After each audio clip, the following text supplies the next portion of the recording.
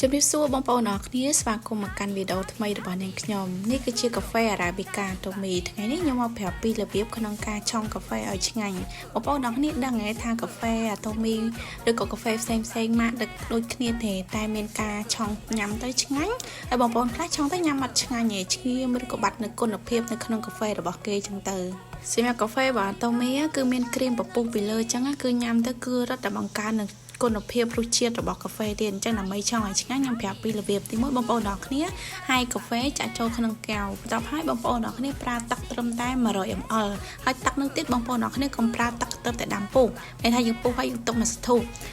ត្រឹមតែសីតុណ្ហភាព70ទៅ80អង្សាគឺប៉ុណ្ណឹងគឺល្មមបន្ទាប់មកលោកអ្នកកូរឲ្យថ្នមឲ្យសព្វនៅបំបែកនៅកាហ្វេហ្នឹងទៅបងប្អូនអរគ្នាក្រេបជាមួយនឹងរសជាតិដ៏ឈ្ងុយឆ្ងាញ់របស់កាហ្វេ Arabica តូមីបានហើយបងប្អូនអរគ្នាអាចធ្វើការតេស្តជាមួយនឹងការឆុងកាហ្វេរវាងទឹកក្តៅហើយនិងទឹកល្មមបានខ្ញុំនេះគឺជាកាហ្វេដែលខ្ញុំឆុងជាមួយទឹកក្តៅល្មមត្រឹម80អង្សាហើយនេះគឺឆុងជាមួយទឹកក្តៅដែលទើបតែដាំពុះហើយយើងយកមកកូរគឺមានសភាពគឺបំបែកកាហ្វេអត់ម៉ត់ល្អទេបែរជាក្តៅហើយធ្វើឲ្យកាហ្វេរបស់យើងឈ្ងៀមទៀតហើយរសជាតិរបស់វាក៏អត់សូវឆ្ងាញ់ដែរអញ្ចឹងអាចតេស្តសាកល្បងនៅខ្លួនឯងបានប្រើកាហ្វេពីរកញ្ចប់តែមកដឹងបន្តិចកាហ្វេ Arabica គឺជាកាហ្វេមួយដែលជាប់ចំណាត់ថ្នាក់លេខ1សម្រាប់កាហ្វេដែលឆ្ងាញ់ជាងគេនៅលើពិភពលោកហើយអាតូមីគឺមានលក់កាហ្វេ Arabica ដែលរសជាតិកាហ្វេទឹកដោះគោបងប្អូនចង់ញ៉ាំកាហ្វេខ្មៅក៏មានដែរណា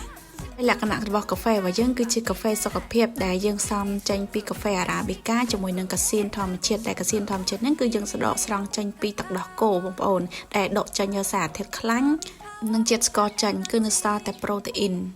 ដែលលោកអ្នកទទួលទានគឺពុំមានការប៉ះពាល់ដល់សុខភាពហើយអ្នកដែលចូលចិត្តកាហ្វេរសជាតិស្រាលល្មមស្រទន់ញ៉ាំឆ្ងាញ់បងប្អូនអរគ្នាអាចសាកជាមួយ Arabica តូមីបានមកប្រអប់របស់គេមានរហូតដល់50កញ្ចប់ឯណោះប្រអប់តូចបងប្អូនប្រអប់ធំមាន200កញ្ចប់តម្លៃសមរម្យមែនតើសម្រាប់ប្រអប់តូចនេះគឺតម្លៃត្រឹមតែ40000អាចស្មើថានិយាយថា$10លោកអ្នកអាចសាកជាមួយកាហ្វេតូមីចង់និយាយថា complex ប្រកាហ្វេ